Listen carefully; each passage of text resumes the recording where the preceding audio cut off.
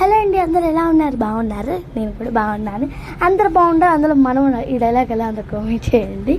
అయితే ఈరోజు నేను మెయిన్ కుకింగ్ కోసం అని చెప్పి ఐటమ్స్ అన్నీ తీసుకుంటే అది ఫెయిల్ అయిపోయింది అనమాట. అంటే ఫెయిల్ అవ్వడం అంటే ఇవన్నీ పాడైపోవడం కాదు, నాకు కట్లు పొయ్యిలు గీడ రాదు. అలా అన్నీ ట్రై చేద్దామంటే మేము పొయ్యి కొన్నాం, అందులో ట్రై చేస్తుంటే ఇంకా అవ్వలేదు. సర్లే ఇంట్లో చేద్దామని 2 hours అయిపోయింది దాని మీద కష్టంగా చేసి.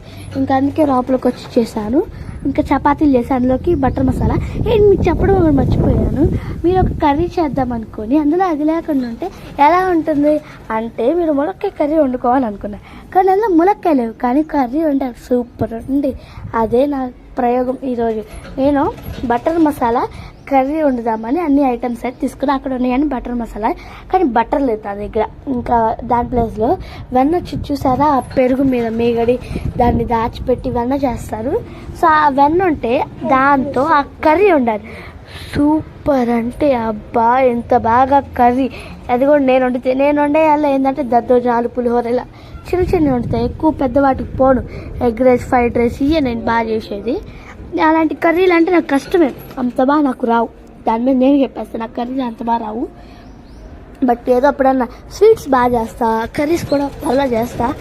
చిన్న చిన్న ఎగ్ ఫ్రైలు, ఎగ్ రోస్ట్, శాండ్విచ్లు అయితే బాగా చేస్తా. బర్గర్ రాదు, పిజ్జా చేస్తా, అట్లా చిన్న చిన్నవి చేస్తాను అనమాట ఎప్పుడన్నా ఖాళీగా ఉన్న టైంలో.